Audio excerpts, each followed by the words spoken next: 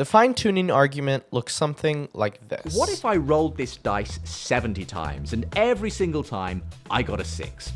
Okay, that's pretty unlikely, but it's possible, right? Well, in fact, the chances of rolling a 6 70 times in a row are around 1 in 10 to the 55. That's a 1 with 55 zeros after it. What if you applied that thinking to us? What are the odds of us being here?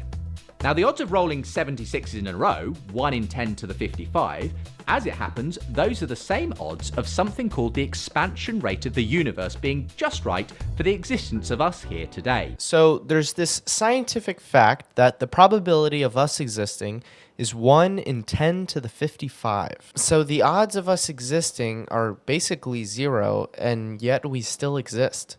Why? It has to be two options, right? Either God exists and he chose to create us and that's why we exist, or we just so happen to exist by chance against all odds. Well, the main problem with this line of reasoning is that this scientific fact is being twisted to say something that it's not. There's no scientific fact about the probability of us existing. That 1 in 10 to the 55 number is the margin for error that the expansion rate must fall within, or we wouldn't exist. If the expansion rate was any faster, then we wouldn't exist, or if it was any smaller, then we wouldn't exist.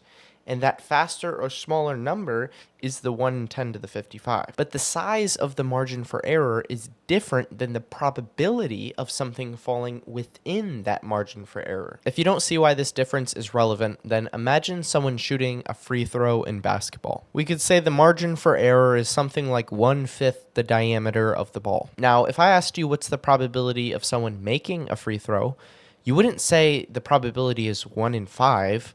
You'd say, well, it depends on who's shooting the free throw. If it's a good free throw shooter, then you'd say it's a high probability. But if it's a bad free throw shooter, you'd say it's a low probability. Let's say the person who's shooting the free throw is Stephen Curry, who's shooting 92% from the free throw line this season. If you think the probability of Stephen Curry making a free throw is the same as his margin for error, that being 1 in 5 or 20%, you're going to be wrong a lot. So while it's true if the expansion rate was different by 1 in 10 to the 55 that we wouldn't exist, it's also true that we don't know if the expansion rate could be different. This could just be a property of how universes work, where the expansion rate is always the same. Or it could be the case that universes could have different expansion rates, and it's very unlikely that we have the number that we do.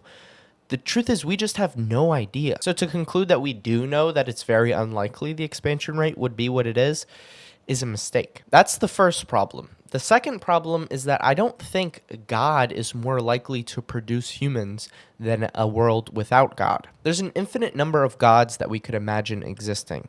Many of them don't want humans at all, and many of them might want humans, in the same way that we could imagine an infinite number of universes that could exist, many of them producing humans and many of them not producing humans. So if we're just looking at God or not God, the likelihood of one of them producing humans seems the same. You might then say you're talking about a specific type of God, one that wants a relationship with humans.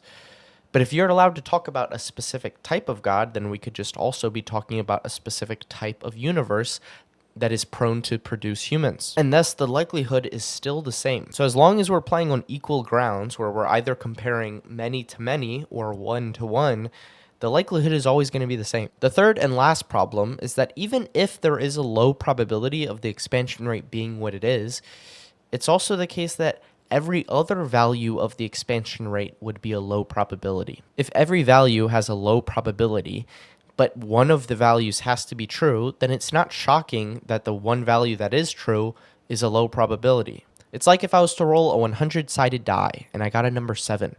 The chance of me getting a 7 is 1 out of 100, which is very unlikely. But so is every other number I could have gotten. So it's not surprising that I landed on the number with 1 out of 100 odds, because they all have 1 out of 100 odds. We think the expansion rate is special and that it was made for us, but the truth is we're just as special as everything else, meaning we're not special at all. And neither is this argument. F tier.